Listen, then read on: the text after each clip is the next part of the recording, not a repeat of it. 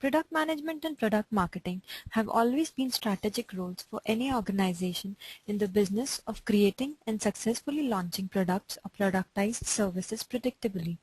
With several product companies in India who have gone global and most global multinationals wanting to launch their products for emerging markets, the product management role and career path has received a renewed attention in India in the recent years.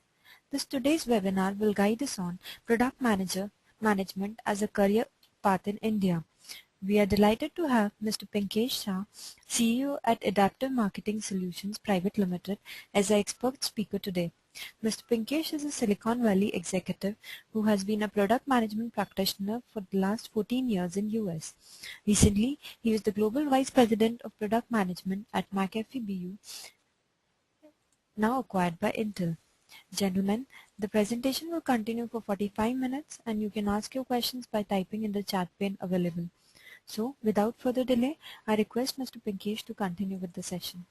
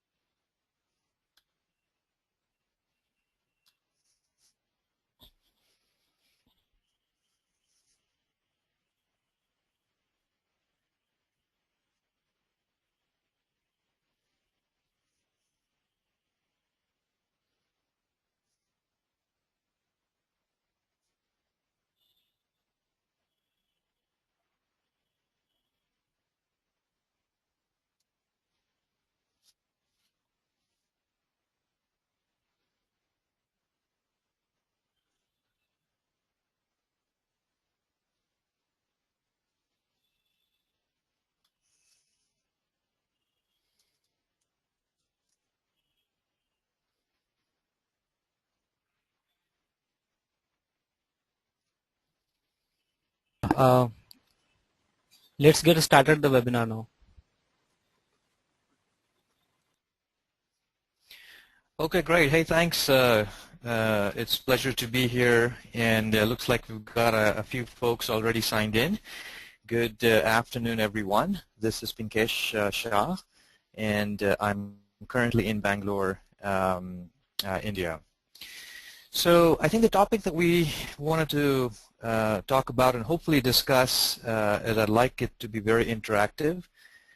Certainly, I'm going to miss the face-to-face audience that I'm more used to when I do workshops and teach at colleges, but over a webinar it's going to be obviously hard, so would certainly expect interruptions, strongly encourage it actually, whenever you have a question or a topic that we would like to discuss. So why don't we first get started with a little bit of quick introduction. I think the lady at TechGig did a very good job summarizing it fairly well, so I'll skip a few of these details. But at a high level, I'm a hardcore techie. I've been an engineer in the software space for years before I turned into product management. My bachelor's, my master's from Purdue University have all been in computer science.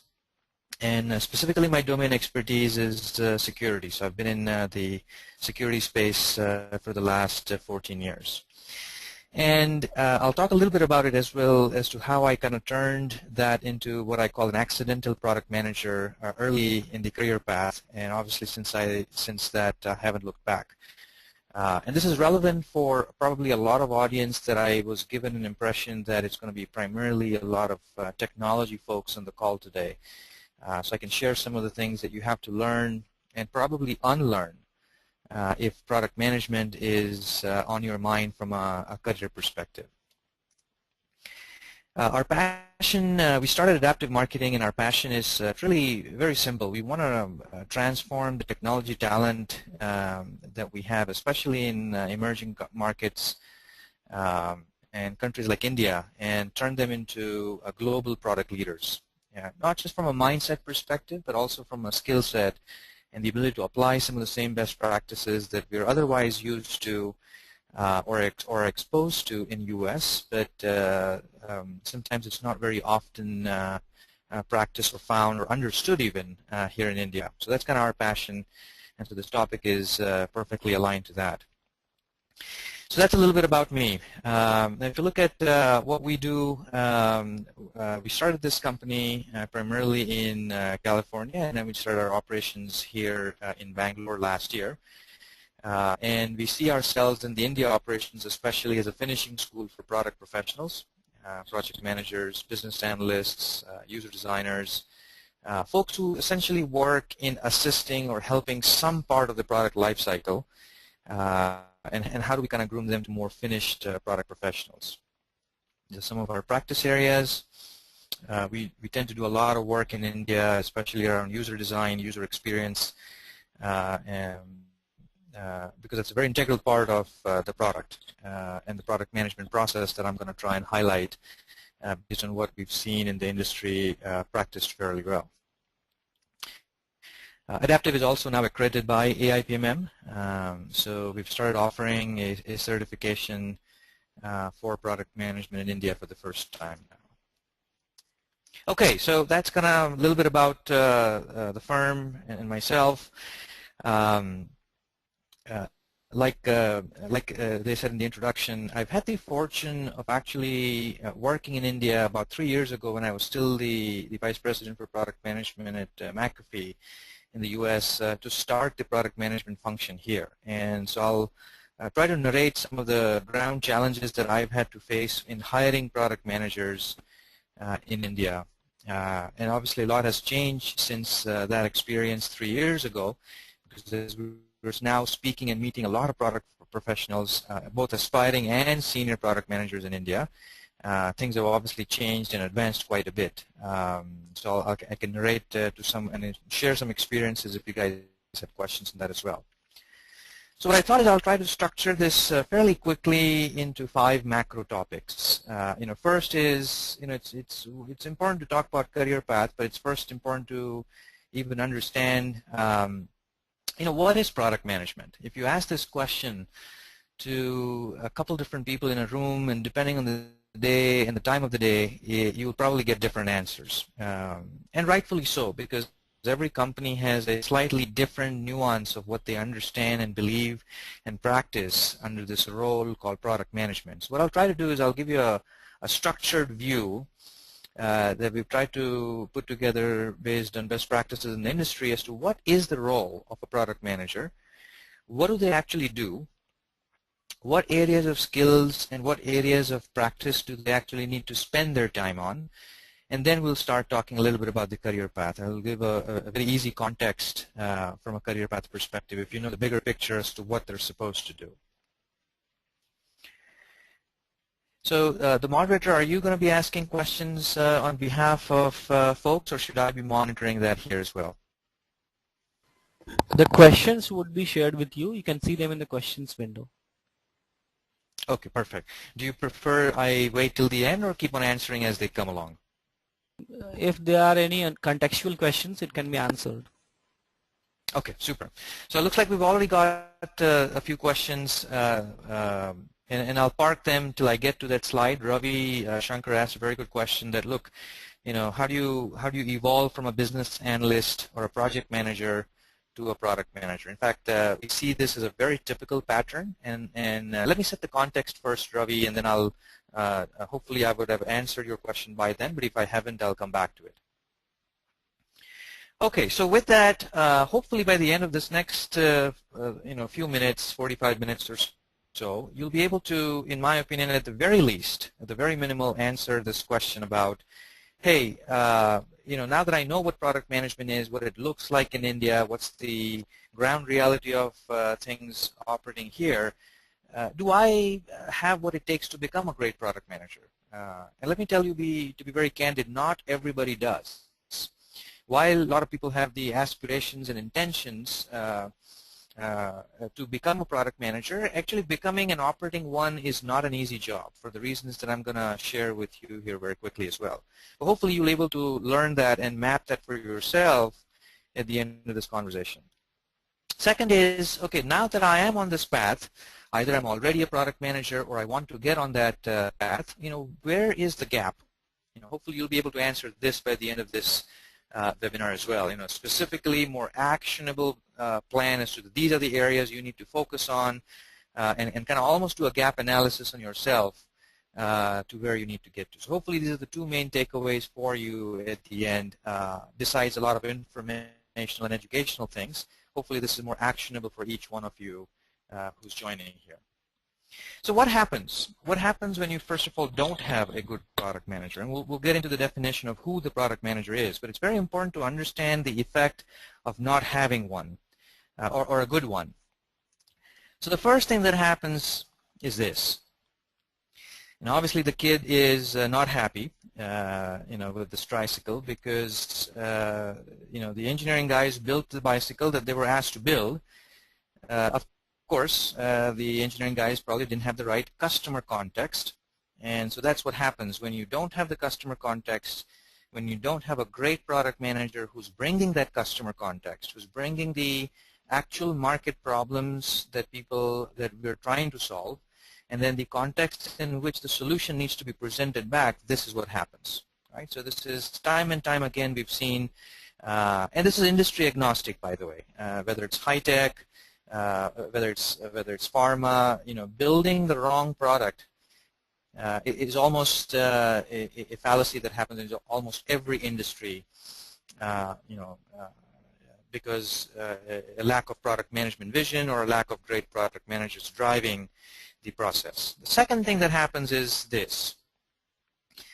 Now, this is a picture that you probably have seen a couple times. Boy, every time I see this picture, I still get amazed. This is an actual jug that was made in the 17th century, I think in northern part of Europe, and it was made with the best porcelain, right? So this was like the best material ever invented.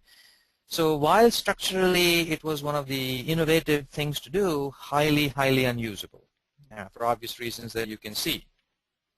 So that's the second disaster that happens in companies and products where you don't have a good product manager who's leading the process of productizing.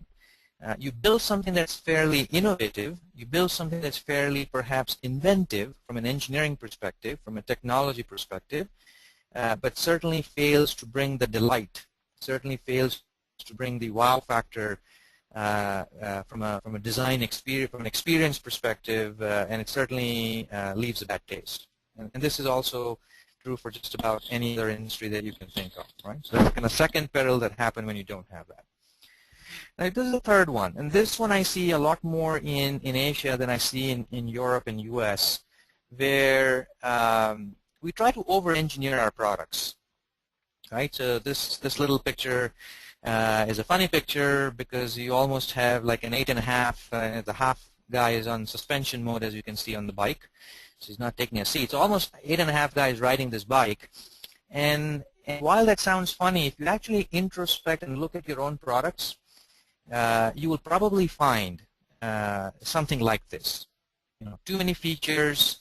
In fact, so many features that either the customer is completely confused how to use it, or even the engineers forgot that, oh, by the way, we had added this thing in the last release, right? So we somehow get into this feature war just because the competitive pressure, sales pressure, and there's this notion of more is better. In fact, if you look at companies who've done it completely on the flip side, companies like Apple, it's completely the other way around. I mean, if you look at the Harvard case study written on Apple when they released the iPhone, they have only 32% of all features that all existing smartphones had at that time were available in an iPhone.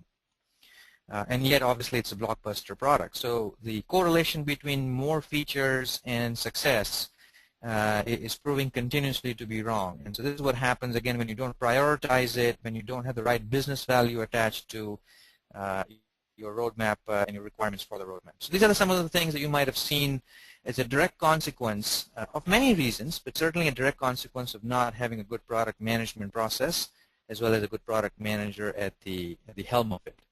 So what is this product management process? And this is one thing that I'd like to make a clear distinction in the minds of everyone who's here, which is, the word product management is sometimes misinterpreted because the word product management is used for the productizing process or the product management process. And it's also used for the individuals or the roles or titles of people who play the role of a product manager, and those two are different. And I'm going to try and make a clear distinction between the product management process, which is different than the product management role. So what is this product management process?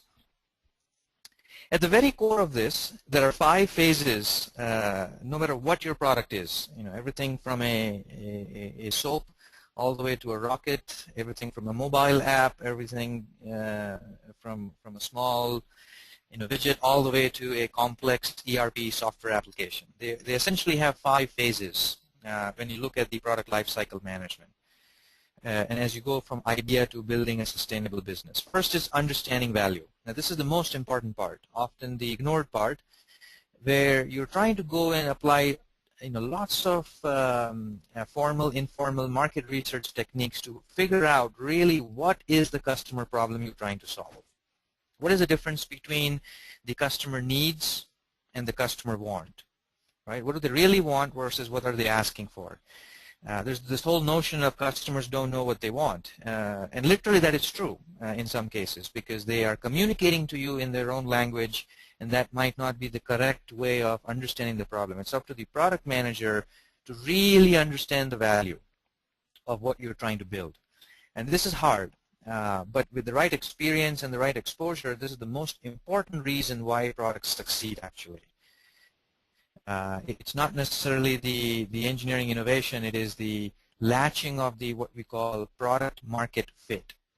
So getting the right fit for a problem that is actually worth solving. Not all problems are worth solving, obviously. Even though it is a legitimate problem, people might not have the right appetite to pay for it. People might have, customers might have the appetite, but they might not have the budget to pay for it. So obviously all of those have to be factored in when you figure out which market problem you want to solve.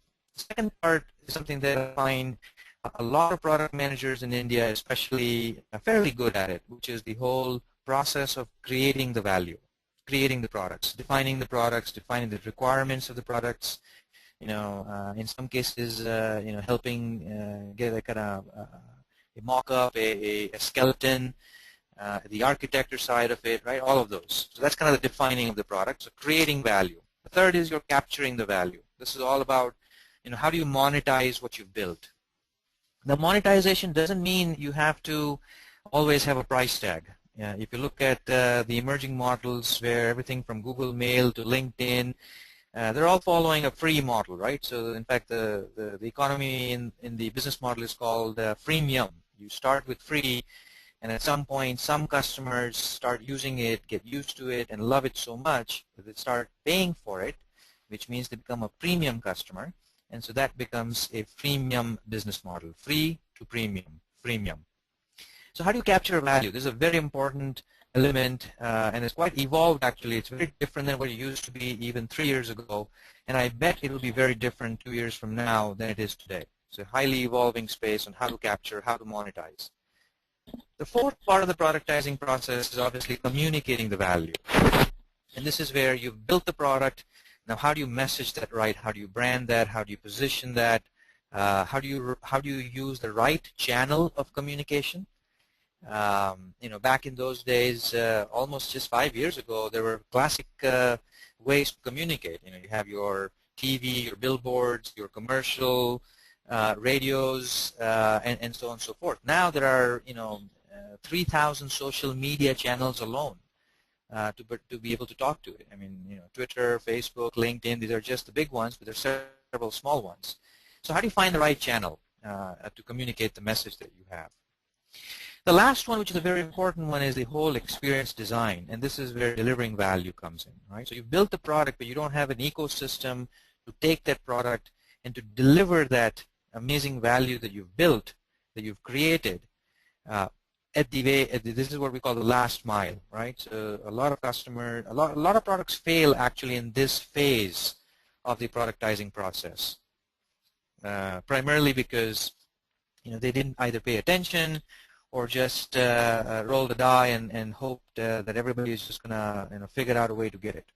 And this is actually becoming more so crucial in new business models like software as a service, where you're directly reaching out to the end customer without an intermediary or without a channel. And so how you deal with that delivering value is something directly falls back in the product manager's bucket. So this easy to follow, obviously difficult and sometimes not very predictable to exercise, but this straightforward process is what we call the value management process. You know, a lot of people call it the productizing process, value management process. But this, in a sense, is your product management process. Understanding value, creating value, capturing value, communicating value, and finally delivering that value. Right? So that's kind of product management process. Now, the product management role, and again, I'm using the word role and not title. Title in India are highly creative, and I'm being very polite when I say that. I mean, I've seen some very amazing and yet very crazy titles when it comes to different folks that I meet. So titles are very creative all around the world, but especially in India. But that's not what I'm referring to. You might be doing a product management role irrespective of what you are being called as a title on your business card. Right? So I'm referring this to the product management role. And so that is the guy who's essentially responsible to orchestrate this entire process, to work with a cross-functional team to make this product management process a success. That is the role of a product manager. Right? There's obviously a cross-functional team. You know, one person or one team cannot do, one set of product managers cannot do anything in the world. You need a supporting team and you need a cross-functional team, which we'll talk about as well, but this is the crux of a product management role versus a product management process. It's important to keep that distinction when you communicate, and it depends on the context of your communication. So let's take a look at maybe more crisper definition. Now that we understand the product management process or the productizing process, you know, what is the role of a product manager? So, you know, the one-line definition and there are many such definitions out there. So certainly this is not the only one. This is the one that we believe is the more true reflection of reality in today's world, which is, you know, finding compelling. And compelling because at the end of the day, you have to pick those problems to solve. You have to build those products that actually have a real problem, a real need that somebody's willing to pay for, somebody's willing to adopt, somebody's willing to use. So that's the compelling part. So finding compelling, competitive, and profitable solutions to market problems. The key word here is market problems and not customer problems. And this is one caution that I would like to talk about, especially those who are in the role of business analysts or project managers. You know, we often get caught into one customer requirement or few customer requirements. And so it depends on your industry. There's always an exception, but more often than not, that's a dangerous thing to do when you're building a product. That model works great for services, where you have to please each individual customer individually. And because they're perhaps a big paying customer, you might not have a choice but to go listen to that and kind of do what they want. But that's still a more service way of doing things. A product way of doing things is figuring out what does the broad market want.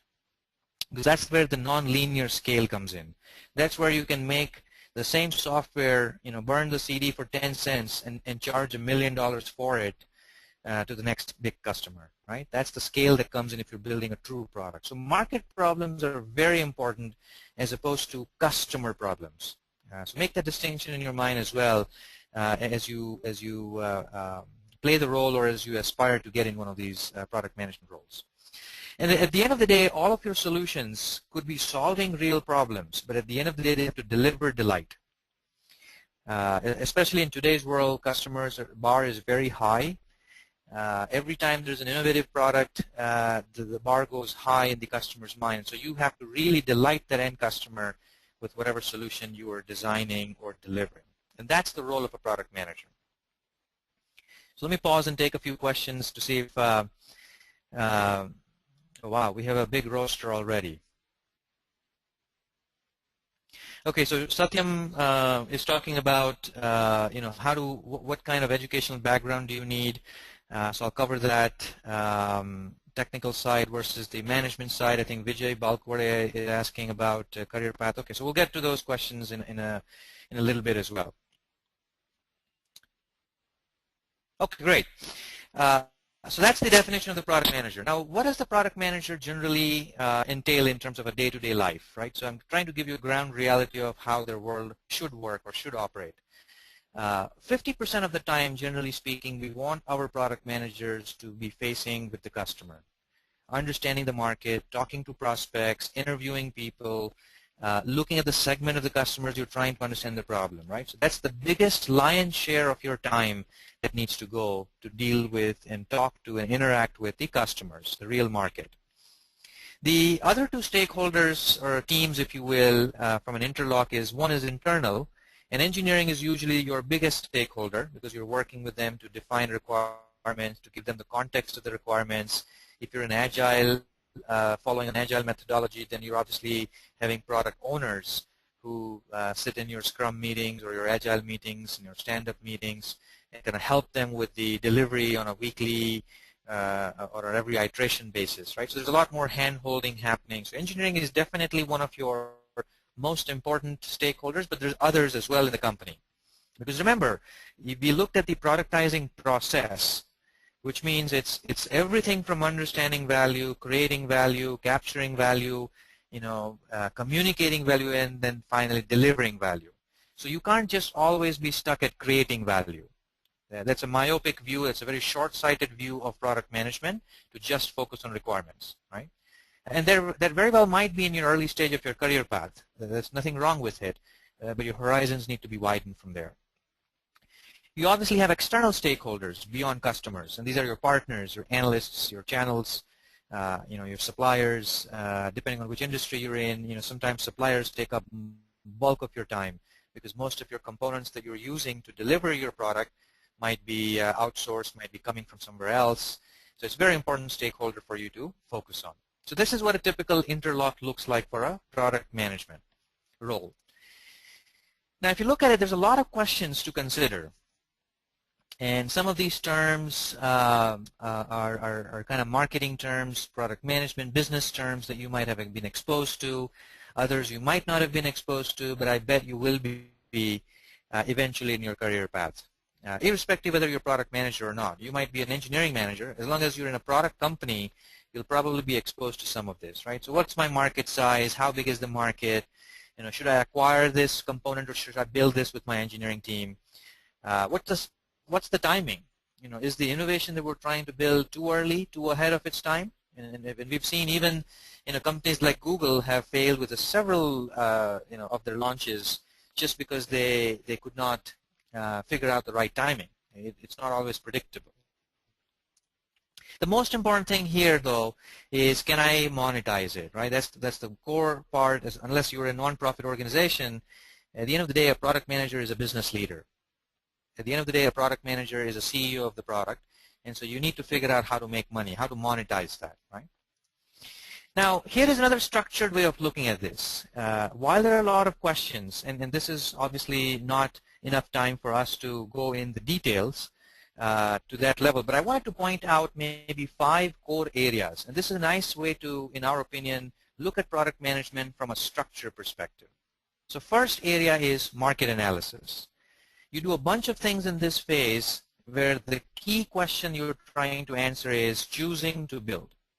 Means, while all these ideas that engineers have come up with, that customers have come up with, that you've come up with, while they seem to be all great ideas, which of those do we want to choose to actually build a solution? It's a very important decision, the most important decision, in fact, in the productizing process. The second one is strategic planning. So you've chosen the idea. Now you have to figure out whether you can actually build a sustainable business around it. Can you develop a profitable business model? Not necessarily this year, maybe 2 years from now, maybe 7 years from now. But you got to have a business plan. So strategy, how big is the market, what's the model, all of that. The third part is product planning. And this is where a lot of requirements management, scenarios, user stories, user experience design, a lot of portfolio management. If you have multiple products in your organization, how do you make the investment bets? So you have 50 engineers and 3 products. How do you divide those engineers up? Right? That's not usually divide by 3. There's a sophisticated process and a lot of tools available like GE, McKinsey, like BCG, which allows you to figure out what's the way to optimize your spend to make the largest amount of revenue. The fourth one is go-to-market. Obviously, the launch plan, the marketing plan, positioning. How are you going to acquire the customers once you've built the product, and then finally sales enablement. This is the channel development. If you have your virtual sales force, you have to work with the channel. If you have your direct sales force, how do you enable them to pitch the right way? How do you do thought leadership things so that you have a buzz in the industry? All of these 5 different areas is essentially what we call the ground reality of what a product manager really needs to focus on and develop enough skills to be able to practice that. Now, we obviously have other people involved, as I mentioned earlier, right? So you have everything from a product manager to what we call a marketing manager or sales manager. So we've given them names here just from the sake of easy to understand. You have project managers, so this is your coordinating Kevin. You have business analysts who are also involved in essentially working with the customer and understanding the context of that and trying to translate that into requirements. And then you obviously have the technology managers. Now there are many others in the product ecosystem in a cross-functional product team, but these are some of the characters that you will probably see a lot more in reality, right? And so it's very important to understand, and this goes back to some of the questions that you guys had asked as well, is what's the difference between a project manager and a product manager, a business analyst and a product manager. So I'll try to address some of those in the next 1 or 2 slides. And then maybe take a more detailed discussion if continued interest is still there. But typically these are different roles and they coexist in an organization. So if you look at a typical development cycle, you obviously have an idea, you develop a plan, you get approvals on the plan, you start developing, you start testing, you start doing quality assurance on it, and then you kind of do launch and so on and so forth, right? So it's very straightforward, typical development plan. Now, across that development plan, if you interlay the productizing process that we talked about, this is how it would look like, right? So the productizing process with the 5 phases of what we just finished talking is very nicely overlaying with a development process, a construction process, an engineering process, right? So this graphic should hopefully give you a perspective on how the two work together. And here are some of the items or some of the tasks at a very high level. Obviously, you cannot summarize everything in one slide, but these are the most important things that kind of happen in each of these development phases. And if you look at the bottom, I've tried to highlight kind of best practices on how people interlock with each other. So in the conceive phase, you have product manager who's taking the lead, but you obviously have a business analyst as well helping with that. So everything from competitive analysis to feasibility analysis to understanding the problem, all of that kind of happens there. And so as you go and progress along, when you get into the development phase, that's where the project manager gets in. All right? So the product manager obviously is involved in this phase.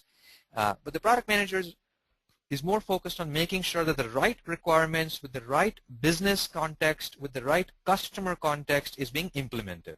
Whereas the project manager is spending more focus and is more laser focused and spending time on, are things happening with the cross-functional team? Are the dependencies being resolved? Is there a risk involved in the project, right? From a sheer coordination, from a sheer scheduling, from a sheer making sure that the train will actually deliver, arrive on time as we had planned originally, right? So that's kind of the crux or the focus of the project manager. And then as you kind of go along, there are different interactions between these roles. Now, in smaller organizations, you don't have these different roles. So it's quite normal and it's quite okay to have a project manager who's also playing the role of a product manager, just because it's a small organization or maybe they didn't have that much of a budget to hire 2 different guys. And so that happens quite a bit as well, which is why I kept on saying focus on the product management role from a context of our discussion, not the title. Because you might have a different title, but you might still be doing product management as long as it fits the structure that we're discussing here. So hopefully this gives you a little bit of perspective on how the different teams interlock with each other, right? Now, the question that I think a couple of you already asked, and I know some of you asked here as well. Vijay, Vijay asked the question. Satyam asked the question. A couple of you asked the question. So let me kind of walk through this in reality as kind of what we see.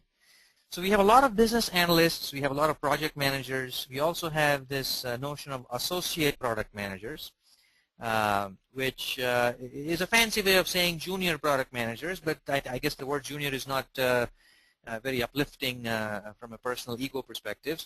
So we call it associate, but it pretty much means the same thing. And then you have technical product managers. Those are more technology focused, not so much business focused of the product cycle. So all of these roles and many other titles and many other roles, they all become the starting block for you to become a product manager. A product manager, when I say a product manager, is in a true sense going and orchestrating the entire productizing process, not just requirements management, but what happens before and after that, right? That's kind of the definition here of a product manager. And so this is where it goes, right? So you have senior, PM who becomes a senior PM. A senior PM at some point becomes a group PM, a director of PM. A director of PM turns into then a vice president of product management, and then eventually a general manager, head of the business unit, or a CEO of the company, or CEO of the business unit, right? So that's kind of the typical career path. And again, time and time again, we've seen this happen across the world in a very predictable fashion. This is what happens.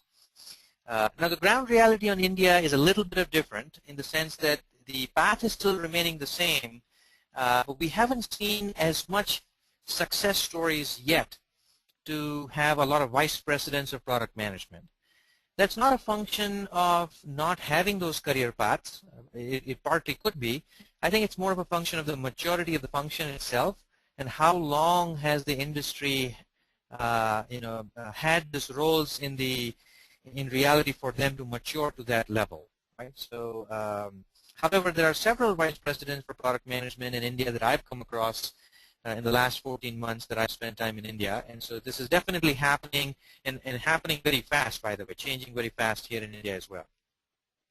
Now, if you look at the functional difference across these roles, in the first bucket, the business analyst bucket, the project management bucket, PPM bucket, you are essentially owning a module of the product, right? And so when I say the module of the product, if I go back to the framework, the productizing process, if you will, it is one of these modules that we mean, right? So you might be in charge of the market analysis of how big the market is. You might be in charge of competitive analysis. You might be in charge of requirements management. That is one such module of the entire productizing process, right? And that's kind of what we mean by a module owner from a structure perspective as to what that role would do. So going back,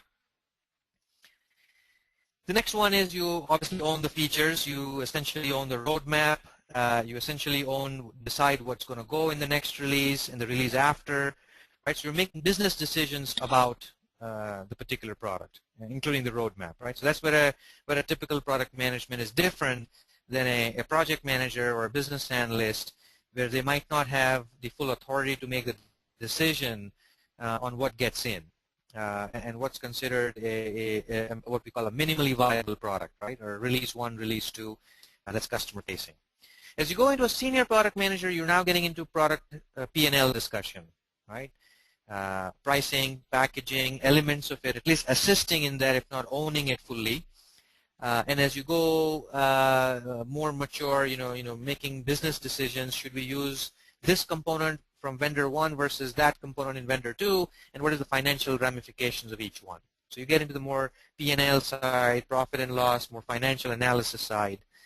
In a group PM, you also start making the distinction of what we call a product line owner. So you might have more than one related products or adjacent products that you're managing. As a director, you start getting into more portfolio. So you have an entire portfolio of products that you are potentially managing. Obviously, you have a whole business unit. In a large company, you have usually multiple business units. So you're now the head of that business unit, if you will. And obviously then you become the CEO or the general manager. Now, if you look at so that's the career path that we see, and this is what we work with a lot of organizations. We've now done work with about 40 organizations, very large-scale organizations, MNCs, $1 billion of revenue or higher, as well as mid-size, funded startups in India. And this is the process we're trying to put together to standardize the role and the map of what they do from an HR perspective. So the other thing that's important when you look at career path is the people management side. And fortunately or unfortunately, people management is not a huge priority or a sign of seniority when it comes to product management. In fact, I know several product managers who were my peers at vice president level who decided that they did not want to have people management, sorry. They did not want to have people management because at the end of the day, the fun is in managing products more so than managing people. And that's not a sign that that they're any less senior than the guy who's managing people, right? So this is one thing that you have to unlearn from the Indian context, that just because you don't have people reporting to you, that doesn't mean that you are any less important, as long as you're making the right business decisions for the product. So people management usually gets introduced at a group or a director level, and then obviously you go all the way up, and when you become a GM, you have a cross-functional team. So you're managing technology guys, you're managing product managers, you're managing marketing managers, the whole cross-functional team. So this is how I would characterize as the kind of career path that one should be looking at and mapping out their own processes to kind of where they are and where they probably need to get to and what they need to do. Now, if you look at the hiring manager perspective, which is kind of like saying, look, if you slice open a product manager from a role perspective, anybody who's playing the role of a product manager, what would you find, right? If you dissect one of those guys, what do you find? There are three things that you find. And this is a perspective for every hiring manager who's looking at hiring product managers across the world. I mean, this is the same for India, this is the same for US, it's the same for just about anywhere else. The three parts are first, soft skills, very important, right? So when I say soft skills, I'm talking about stakeholder management. How do you convince a cross-functional team on your idea, on your requirements, on your vision, especially when they do not report to you? Now that's harder to actually make it happen than it sounds on surface. I mean, you're like the CEO of the company and yet nobody reports into you. That's kind of funny, isn't it? And so you have to be able to develop what we call the influence. In fact, one of the things that we've kind of championed is this concept of influentiality index, which is a scientific way of saying what is your score at any point in time, which we call II, influentiality index, that dictates whether you'll be able to successfully sell your idea or not. It doesn't matter how good or bad the idea is. If you do not have the influence around your stakeholders, around your cross-functional teams, around your peers, you're not going to get ahead. You're not going to get them convinced. You're not going to make any progress. Very important skill, right? Passion. This is something that, in my personal opinion, as a hiring manager, this is the first thing I look for. A product manager needs to be absolutely passionate about solving that problem, about doing something in that space, right? Otherwise, you'll not be very effective. So communication skills, presentation skills, and by presentation I mean not just writing great PowerPoints, but also the whole storytelling side of it. How do you pitch? How do you present? Very important. The second part is what we kind of looked at that diagram, if you remember a few minutes ago, which is the functional skills, right? Do you know how to do market research? There are 14 different methodologies and formal ways of doing market research. Some are discovery related, some are validation related. How do you do that? What are the different techniques? What are the best practices? How do you build product strategy? How do you build a business plan? What are different aspects of doing usability design? Right. So all of these are functional skills that you just need to equip yourself with, and it's actually not that hard to acquire, as we've seen now in the last year and a half, that a lot of engineering folks, a lot of technology background guys, a lot of people who are just strongly aspiring to become a product manager can actually pick this skill up through MBAs, through workshops, through reading books, through just plain old surfing Google. I mean, sometimes Google is the best teacher. There's everything that you ever need is already out there. So this is highly doable. And the last part is the domain expertise, which is do you understand the market problems, the customers in that domain? Do you come from a online? Do you come from a consumer background? Do you come from a telco background? And so on and so forth. So when you're looking for a PM, there are three things that everybody is looking for. Now, depending on the manager, depending on the company, there'll be different weights and proportions of what is expected. So that might vary depending on who you're talking and who you're dealing with. But at the end of the day, it's really these three components, right? So so with that, let me take a quick pause and see if I can answer a few questions that you guys might have asked. Okay, so the first one was from Ravi. What is the entry level to become a product manager and what levels one has to cross? I think we've answered this one. Let me know, Ravi, if you need more details, but I think we pretty much answered that in that slide. Second one is also from Ravi. How will a product manager be different than a business analyst? So I think we've covered this. Again, the business analyst is, in my opinion, a subset of what a product manager does. Right? So a business analyst is actually a stepping stone, a great stepping stone actually, to become a full-fledged product manager. Next question is from Satyam. In order to become a product manager, what is the most useful educational background?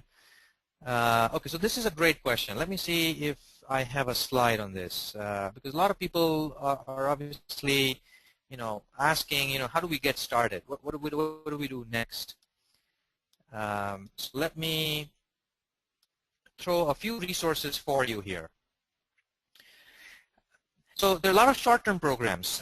Some of them that you can look up here in Berkeley runs a very good program. If you happen to be having access to US, if you don't, there's a lot of programs now available in India. Adaptive is doing a lot of workshops in this space where we have 2-day workshops.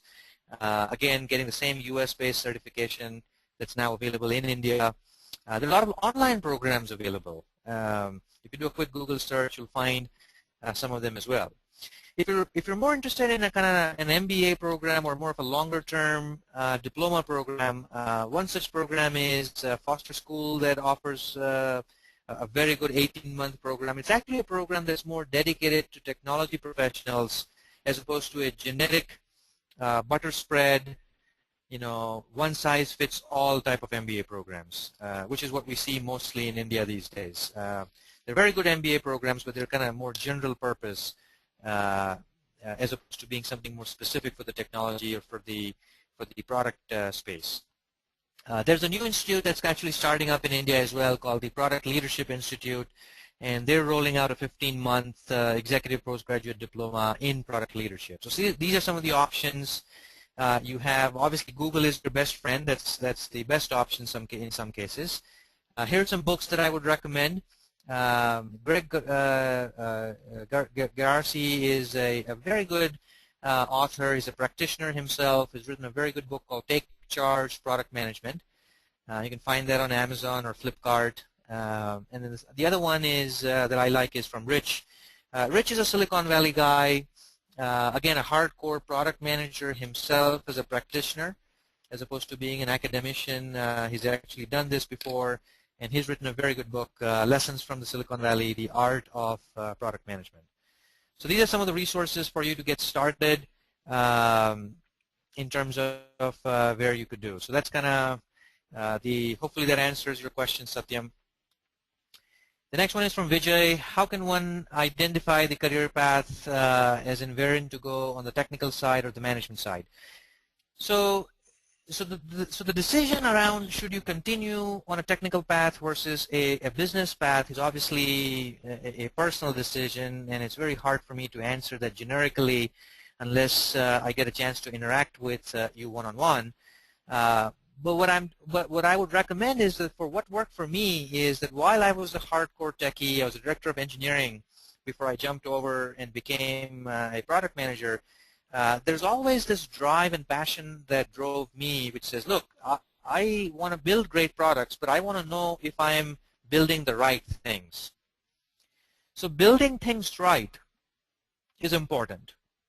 But am I building the right things? And the second question intrigued my mind a lot more than the first one. And so to me, I would ask that question that you should ask that yourself as to what do you enjoy more? Do you want to be in the technology architecture role? And there's a lot of options, a lot of great career paths, obviously, in that space as well. But if the intriguing thing to you is, look, I want to build something that's kind of new, innovative, perhaps I want to focus more on solving some unsolved problems in the market, where technology is just merely a tool for me to get that done, then that's more thinking on the business side. That's more thinking on the product management side. Now, the good news about product management is that you don't have to become just purely a business guy. Your technology background is actually highly, highly leverageable when you become a product manager. And that's the beauty about a technology guy becoming a product manager, because you don't necessarily, I mean, yes, you give up coding. I hope you don't code when you become a product manager. That's generally just considered a bad practice. But that put aside, even if you don't code, you're still very grounded in the technology world. The trends in the macro, things available to you to build upon, right? So that strength of yours is still leverageable in a product management role, especially if you're still in the technology industry. Although a product manager, once you become one, can certainly cross industries as well. You don't have to be in a particular industry, because domain expertise is one thing. You can also acquire domain expertise by going into another domain, as long as you have the other two sides, the skills, soft skills, and the functional skills very well. Right? So hopefully that gives you a little bit of clarity, Vijay. The next one is from Sujata. What's the difference between a project management and product management? I think we covered this one. Again, one is more tactical, the other one is more strategic, is another way of looking at it. They're both important roles, don't get me wrong, but it's just the purview of what you want to influence. Right? That's the difference between a project and a product manager. Do product managers need to be technical, is a question from Satyam. So I would say yes, especially if you're in India. A lot of product managers are expected to come from the domain expertise, but as you move across the career path ladder, it becomes less important. So it might be necessary or not necessary. It might be helpful initially, but it's not necessarily a prerequisite. A lot of people come from pure, straightforward art, science, cultural, philosophical, music background, and have become great product managers. So technology is not a necessity, but it certainly helps in the early stage of the career path. The next question is from Deepak. How many CPM, certified product managers, would be in India? Okay, this is a great question. This is something we can give you insights, because we've started doing the certification. We're the accredited partner of AIPMM since the last 9 months or so for the first time in India. And I would say there are at least 300 to 400 such product managers that I know of which are certified. There are probably about 30,000 of them worldwide in 80 different countries, because AIPMM has been around for about 18 years now, and so it's certainly a long body. It's like your PMI Institute, Project Management Institute, except that these guys are more focused on product management. So that's kind of the status. But it's quickly growing. We're seeing a very steady state of people coming and approaching us to get certification here in India. Okay, so next question is from Rajiv. The question is bugging you. What's the process of transitioning from being a business analyst or a project manager? Okay, so I think we covered this one for you, Rajiv. Essentially, a business analyst and a project manager is a stepping stone to become kind of a product owner, especially in the agile world, to eventually becoming a product manager. So this is a great career path move for those who are already a project manager, a business analyst, to then eventually get more on the business side, take a more broader responsibility, if you will, and a broader scope across all the 5 functions, right? Market analysis, strategic planning, product planning, go-to-market, and sales enablement. So that's the definition of the difference, if you will. Okay, next question is from Santosh. Presentation is going great. Okay, thank you. Let me know how an IT guy with around 3 years experience in software product company being in a customer interaction would update himself on product management. So I guess, again, this slide that we have right now for you would be a good one, Santosh. You can start reading up on it. You know, the beauty about being or the beauty about wanting to get into product management is that you can actually start practicing product management without getting the title.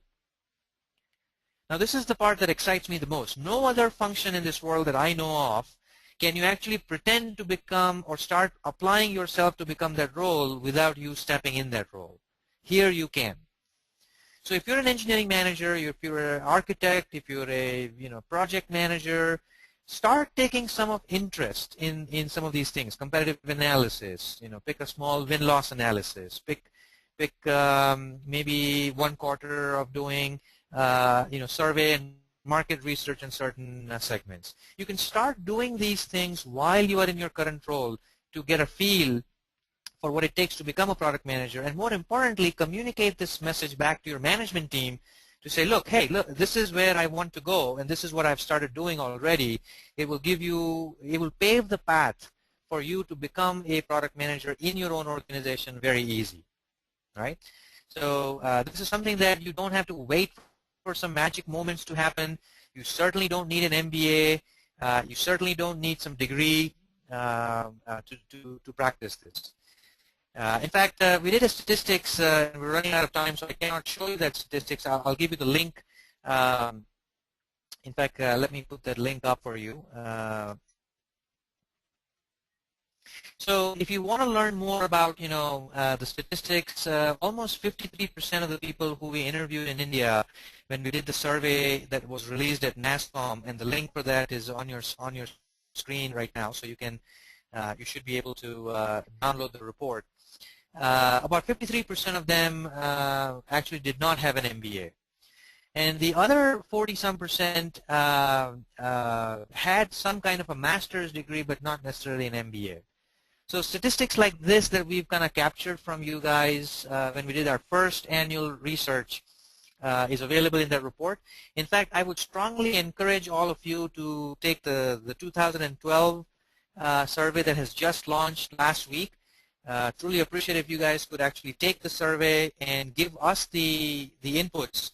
So as a token of appreciation, you'll obviously get the full report back where you'll see what the community results are as an aggregate. But certainly request you to take some time, take the survey, because this allows us to baseline even more accurately, this growing ecosystem of product management in India as to how are we doing. Okay, so hopefully that answers your question, Santosh. Ramesh Rajamani, I have a product developed now. How can I target the customers? Well, that's kind of a little bit of the cart before the horse, isn't it? Because you really want to first focus on the real problems customers are facing before you go jump in and start the product development. Now, if you already have developed the product, obviously you would have had something in mind. So now it's a force-fitting exercise for you, unfortunately. Not to say that it could not become successful, but the success of probability of success is very low when you do the reverse here, right? The next question is from Sam. What best practices should be followed by product manager to promote the product? So again, I think we've covered this as part of the go-to-market. If you look at the product management, the productizing process, and by the way, I can send you that little one-pager which describes the entire process. If you drop a note to us, to me, offline, I'll send you the graphic as well. But that will explain to you very well. The next question is, you mentioned about BA, PM, APM as the first block, but nowhere mentioned SC, S engineers, sales engineers. Do you mean software engineers do not generate? No. So that's not what I meant. In fact, software engineers are the direct path of becoming a product manager. Yes, absolutely. So in fact, the statistics show that QA, quality assurance guys, are a lot more closer to the skill set than development engineers, development software engineers, interestingly enough, right? But absolutely, the engineering crowd is also a direct cusp for transformation for you to become a product manager. In fact, in India, the statistics are very high. When we ask the question, how many of you consider yourself technical or highly technical, almost 97%, excuse me, 97% of them answered the question technical or highly technical, right? So that's a testimony to what your question is. So absolutely, yes, software engineers are a direct path to become a product manager. The next question is from Ramesh. How do you analyze the market for specific product? Do you have any tools? Yes, many tools available. Market research is the most fun part of being a product manager, actually. And so what happens is you get to understand the different aspects, the different problems that they're facing, different alternatives that they're using today, all right? Just because they have a solution doesn't mean that that solution is actually delighting them today. And this is the important part for a product manager to understand. That as an engineer, we always want to stay focused on invention. Can I do something cool? Can I do something new? Can I do something never ever done before? Can I invent something? As a product manager, your focus needs to be shifted from invention to innovation. Because innovation is something that you can do even with something that's already done, but you're doing it in a different way, right? So you could argue a lot of the products which are very successful in the marketplace today are not necessarily inventive, right? But they're highly innovative because what they've tried to do is figure out the right set of feature sets with the right set of user experience and focus on the right set of customers to delight them. And that causes value to be built. So it's very important to do that. So there's a lot of tools, a lot of discovery tools, a lot of market research tools. Again, I can talk offline, Ramesh, if you send me a note, and I can send you more details. Next question is from Swapnil. Being new joining the organization with already mature products, what can be the opportunities to, yeah, so actually, existing products, a company who has mature products is also a great way to manage the life cycle of the existing product, because that's also product management. Product management doesn't always mean you're building something new from scratch. In fact, sometimes it is harder to go from $1 million of revenue in a product to 10 million than it is to go from zero to 1 million, right? So it requires a little bit of different tact. The product management process remains identical. So product management is even more so important, I would argue, for an existing product to apply the right set of roadmap, to apply the right set of feature prioritization, because in an existing product you have many customers potentially, and they're all asking for competing things that you want to go put in your roadmap, but you only have so much bandwidth. You only have so much engineering capacity. So how do you make the prioritization? How do you say no? I mean, these are all very difficult things and very challenging things to do. So absolutely, Swapnil, you can you bet you can do very, practice product management a lot in existing products as well. How can a product manager? The next question is from Joseph. How a product manager can convince the higher management about product management requirements. Okay, so so this is a tough one to answer in one line because there's a lot of factors involved in it. I'll tell you, if I had to answer this in one line, the number one reason, in my opinion, why product managers cannot convince their upper management about their ideas is because they do not have, one, the functional skills necessary to speak the same terminology, to speak the same language as the management team is speaking, and number two, they have not built their influentiality index, the II. So if you have not built your credibility, if you have not built your influence, then it almost doesn't matter how good your idea is. People are going to take it very lightly. So I would first recommend you build your influentiality index in the organization before you go pitch bigger projects or bigger business plans to your management team. So I don't know if I answered your question fully, but it's a very open-ended question, Joseph. So send me a note afterwards, and maybe I can spend more time offline. Okay, next question is from Rajiv. Do you have to travel to U.S. to take the certification for product management? No, no. So that's good news, right? So you don't have to go to U.S. anymore to take the certification for product management. It's now available in India because they've accredited us to be able to take the test on their behalf. So you can certainly do that in India. In fact, a lot of people have started doing that here in Bangalore, Hyderabad, Chennai, and Delhi area as well. Okay, so next question from Manish. I asked my organization for the product management profile, but this year they have not offered it. Is there any specific requirement for domain background? Again, I think there are three things, right? So soft skills, functional skills, domain expertise. Maybe you're good on domain, maybe you're good on soft skills, but maybe you're not good on the functional skills part. So I would recommend you take a look at that and build a career path or build a plan for yourself to get to that point, and then maybe try again. Next one is from Hemant. Where do you see how application lifecycle management tools in the support role? They're very complementary. In fact, the product management process that we talked about, there are lots of tools. On the usability side, you have several tools like Azure, like Balsamiq, even your plain old PowerPoint, Excel. If you look at requirements management, there's a lot of different tools available there. Again, product like Accept, like 360. There's a product in India called Product Office. So there's a lot of different tools available to do this. Application lifecycle is again helping orchestrate or automate this process. So absolutely complementary to the role of a product manager. Great question, Hemant. Kaushal, does an MBA in product management role need to further to PG, postgraduate diploma in product leadership or product certification to excel in this role? So, so the short answer is yes, Kaushal. Of course, when you learn something that's more actionable, that's more relevant to what you do or what you want to do, it is always helpful.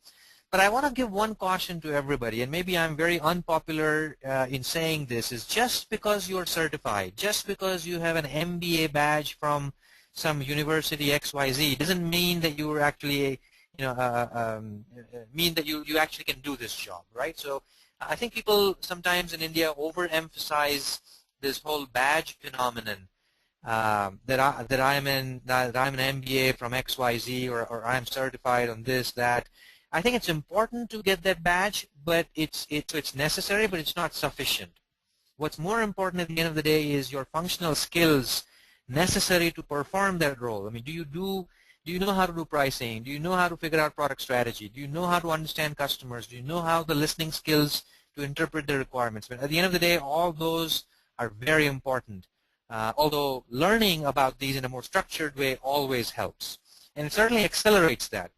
You can always learn through Google. You can always learn through making mistakes, but obviously it's going to be a longer path to learn the same amount that you might be able to learn in a shorter amount of time, right? So that's kind of the short answer. The next question is from Deepak. What is the credibility of certification, CPM? So the credibility is as high as any other certificate, because this is the only certification that's given by an independent board called AIPMM. It stands for Association of International Product Marketing Managers. So it's the only one available. Now there are a lot of other so-called certifications available or delivered by individual trainers, and so in my opinion, those are more memory retention tests. It's like a quiz. I teach you something, and then at the end of what I teach you, I'm going to ask you 20 questions, and of course you're going to know because I just taught you those 20 things. So in my personal opinion, those are not certifications. Those are more quizzes, more of a, that yes, you were there. But this is more of an industry agnostic, a trainer agnostic board certification. So yes, it's the only one that I know of that's credible in the world. The next one is from Yogesh Jain. What's the minimum qualification required for the certification? So I think the qualification is more so is that are you in a product company? Do you have exposure of interacting with a product management process? Even if you're not a product manager today, do you have the appetite? Do you have the exposure? I think you need to have 4 years of experience of work experience. But if you go to the site AIPMM.com, www.aipmm.com, you'll learn a lot more about the certification, the community around the world, and a lot of resources available. So certainly take a look at them. Next question is from Mohan. I have strong technical experience for 12 years and 4 years in project management. Should I consider? Yes. Short answer is yes. Absolutely.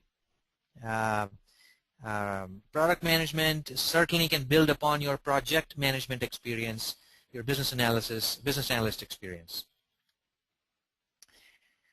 Next question is from Saeed. What's important when product managers are recruited? So I think we answered this one again. 3 things: functional skills, soft skills, and domain expertise. So so each one will have a different variation of it as to what they expect. Next question is from Ravi. Ravi is asking, how much does the certification cost? Okay, so let's not get into any specific company or specific certification type of discussion here. Let's try to keep it very neutral. But if you go to AIPMM site, you'll find out all the details. Or if you go to adaptivemarketing.in, you'll get all the details there. Yeah. So thanks, Ravi. Rajiv is asking, project management certification has become a commodity. Is there a value for? Yeah. So I actually hear this a lot. Obviously, when you have 3 lakh people certified on certain thing. Of course, it becomes a commodity because you and everybody around you also has the same certification.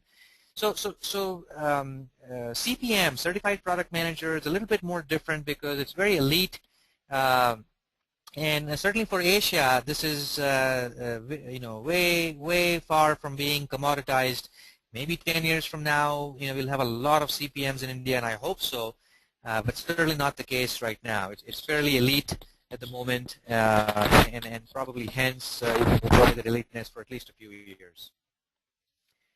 Next question is from, or more of a comment, Mr. Mahavir Shankar. Great presentation, Pinkesh. Looking more. Okay, great. So hey, thanks for the comments, and I look forward to syncing up with you. So let me kind of put up my contact info as well. So feel free to email me or get connected with me on LinkedIn. Would love to interact and learn more. Next question is from Mahesh. Would there be a thumb rule on how you break up your budget between research, build, and go to market? Oh, great question. Excellent question.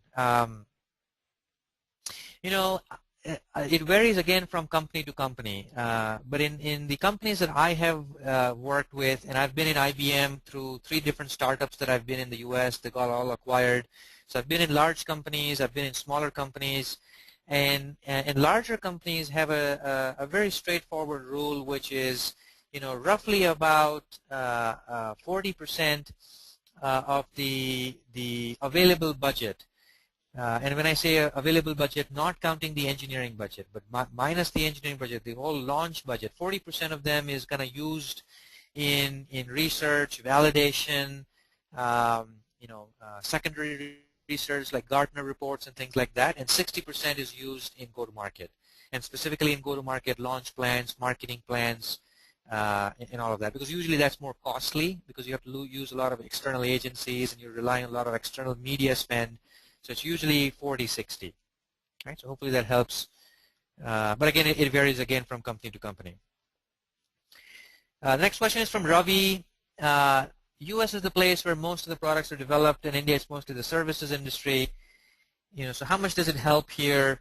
So this is actually changing quite rapidly, Ravi. While we are nowhere close to the maturity of what we see in the U.S., where there are thousands and thousands of product companies, and here we have thousands of professionals working in a IT services company, perhaps, the Wipros, the Infosys, the TCS, and the likes of it. So you can't compare the two. However, I can say that there are lots of MNCs. I know of at least 80 of them personally, and there are about 1,200 such MNCs. The Googles, the Yahoos, the Informaticas, the Alcatel-Lucents, the Ericssons, the McAfees of the world, who are aggressively building their product management portfolio, product management teams here in India.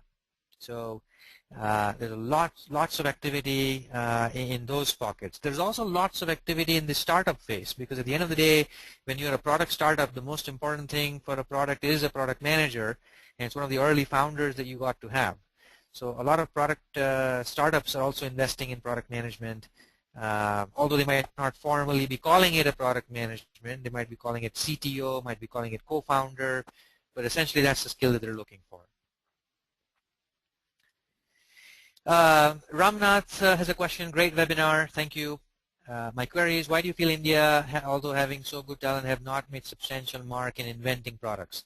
So, this is a topic in itself, Ramnath, and I wish we can probably, based on the availability, I can try and schedule something with TechGig to do another one on this one, or one of our consultants can do it. But boy, this is a big topic. So we see 5 different drivers of why this has not taken off in the past, and we've written a research note on why in the next few years, very quick near future, there are 5 macro drivers on why product management is going to exponentially shoot up in India.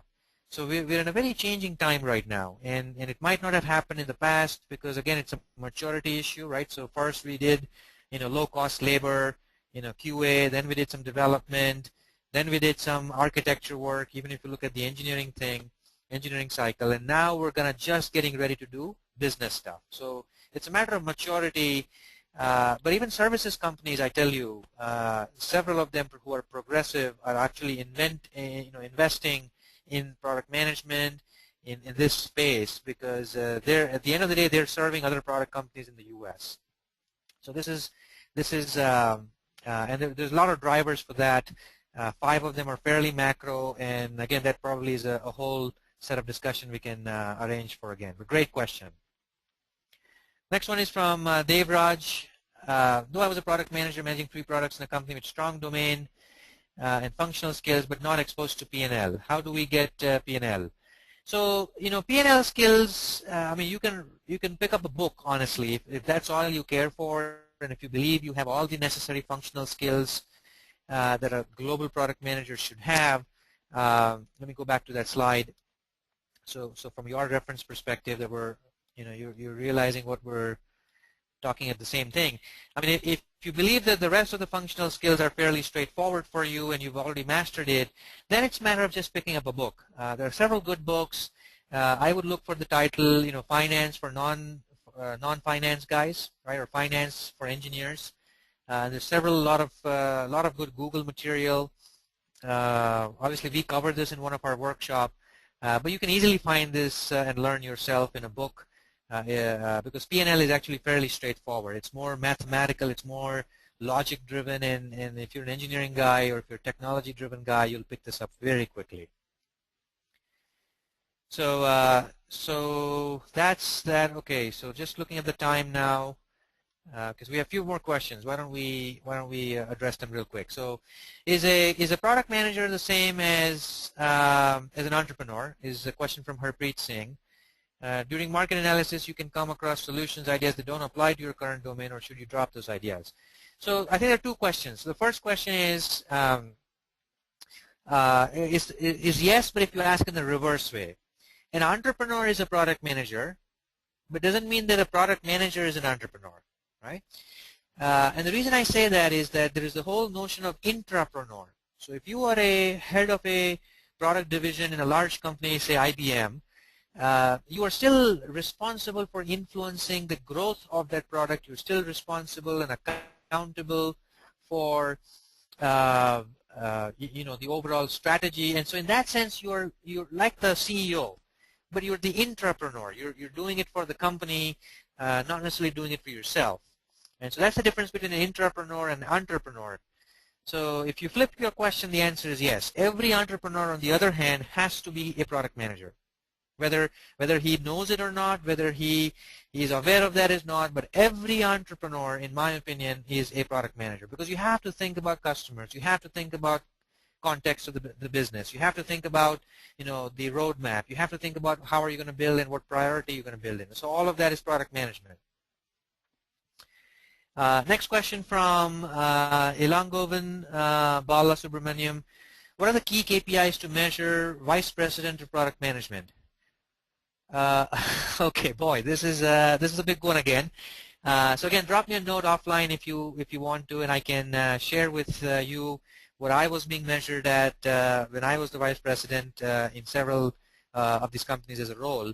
But at the end of the day, it's a combination of managing the P&L of the product, the portfolio, the business unit, but also grooming and managing your product managers. That's a very important KPI for a vice president level guy, because you can't bring scale into the organization if you don't have sharp, functional skill, soft skill aware product managers. So you need to really invest in your product managers to groom them, to make them your next generation leaders, and that's a very important part of my KPI, and that's the important KPI for every vice president. Vijay, thanks for the comment. Nice webinar. Thanks for your guidance. Thank you. Good to see you. And the last comment is from A.V. Srinivas. Great presentation. Super. So I know I had to rush through some of these questions, but in the interest of time, this is a vast topic. There's a lot of things that we can discuss as well. Obviously, there's not enough time on this webinar, but feel free to explore your mindset. To me, a lot of people think product management is some kind of a black magic. It really is not. It's actually, applying the right set of practices and making it more actionable, applying it to your workplace, whether you're a startup, whether you're a mid-sized company, or even you're a services company. If you want to get nonlinear growth, this is where you kind of start applying some of this. So with that, I'll turn it back over to the moderator. Feel free to follow us on Twitter and Pinterest and LinkedIn. By the way, a lot of this discussion happens on our LinkedIn group, so feel free to join that as well. And there's a lot of such resources, slide decks, all available for free in the open community on SlideShare. So feel free to look around. So with that, back to you, moderator.